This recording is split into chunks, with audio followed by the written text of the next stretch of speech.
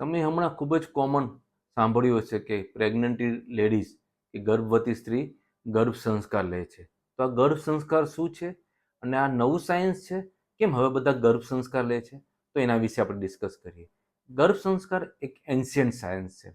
ગર્ભ સંસ્કારમાં માતા અને બાળકને ફિઝિકલ, મેન્ટલ, ઇમોશનલ વેલબિંગ એટલે કે પોતાને, માતાને કે કપલને પોતાની જેવું બાળક જોઈએ છે, સારી ગુણવત્તાવાળું, ઉચ્ચ આઈક્યુ વાળું કે ઇન્ટેલિજન્ટ બાળક જોઈએ છે, એની તૈયારી આ ગર્ભ સંસ્કારથી થઈ છે.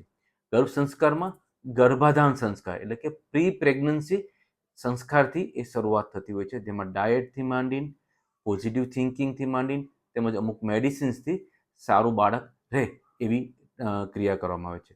પ્રેગ્નન્સી રહ્યા પછી 9 મહિનામાં ગર્ભ સંસ્કારના વિવિધ સેશન આપતા હોય છે, જેમાં left brain activity, music therapy, couple yoga, sudoku, maths puzzle, interaction, કવિતા લખાવતા હોય છે, હાલરડું લખાવતા હોય છે, તેમજ ગર્ભ સંવાદ કરાવતા હોય છે, જેથી બાળકની જોડે માતા પોતે વાત કરતી હોય એવું ફીલ થાય. અને આ બધી વસ્તુને કારણે 9 મહિનાની જે જર્ની પ્રેગ્નન્ટ લેડીઝની છે કે જે અત્યારે યુનિક ફેમિલી થઈ ગયા છે, એ લોકો માટે આ ખૂબ જ સ્ટ્રેસલેસ તેમજ સ્ટ્રેસ ફ્રી અને બહુ જ સ્મૂથલી જતું હોય છે, એવા અમારા ખાસ અનુભવો છે. અમે આ રેગ્યુલર ગર્ભ સંસ્કાર અમારા દરેક પ્રેગ્નન્ટ લેડીઝને સલાહ આપતા હોય છે, અને જે લોકોએ લીધા છે એનો ખૂબ જ સારો અભિપ્રાય પણ અમને મળેલો છે. Thank you.